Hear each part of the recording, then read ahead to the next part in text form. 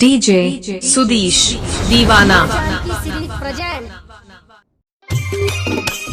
Hello hello hello हसन में जितना भी भाई है वो अपने अपने मोबाइल को बंद कर लो। प्रेम से बोलिए सरस्वती माता की। डीजे सुदीश दीवाना। सरस्वती माता विद्या के दाता।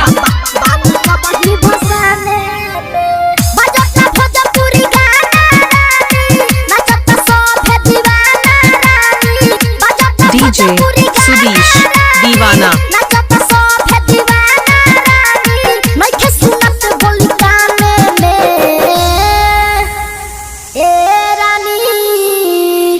अभी फोन जानी कर ए रानी, अभी फोन जानी कर बहानी वही भसाने में।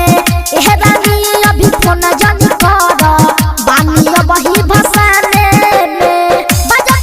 डीजे सुदीश दीवाना। डीजे सुदीश दीवाना।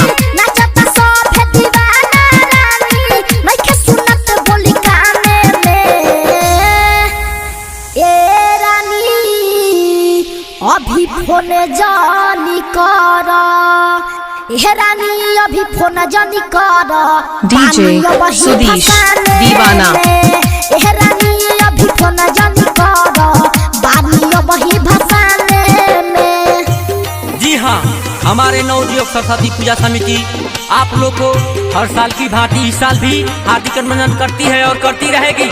प्रेम से बोलिए सरस्वती माता की। डीजे सुदीश दीवाना।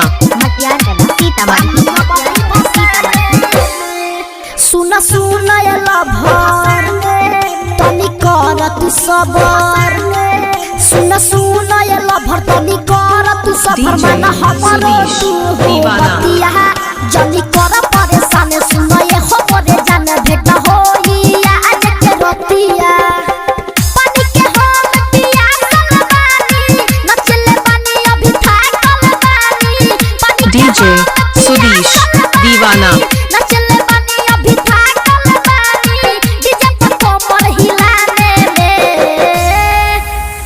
ए रानी अभी फोन जानी कर ए रानी, अभी फोन जानी कर बानी डीजे सुदीश दीवाना। ए रानी अभी फोन जानी कर बानी वही भसाने में।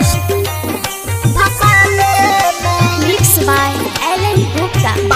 डीजे सुदीश दीवाना। प्रेम से बोलिए सरस्वती माता की।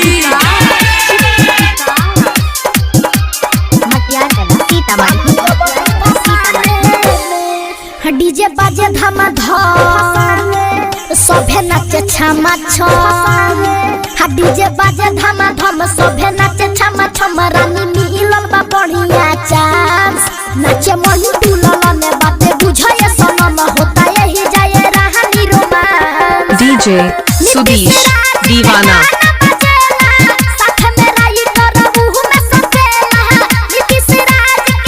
डीजे सुदीश दीवाना।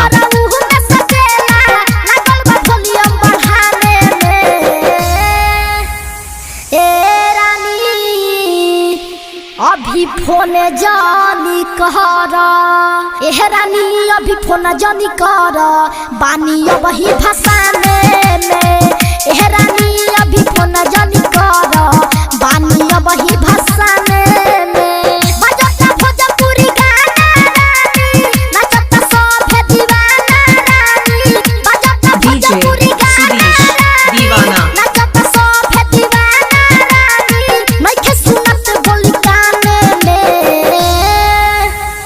ए रानी अभी फोन जानी कर ए रानी, अभी फोन जानी कर बहानी वही भसाने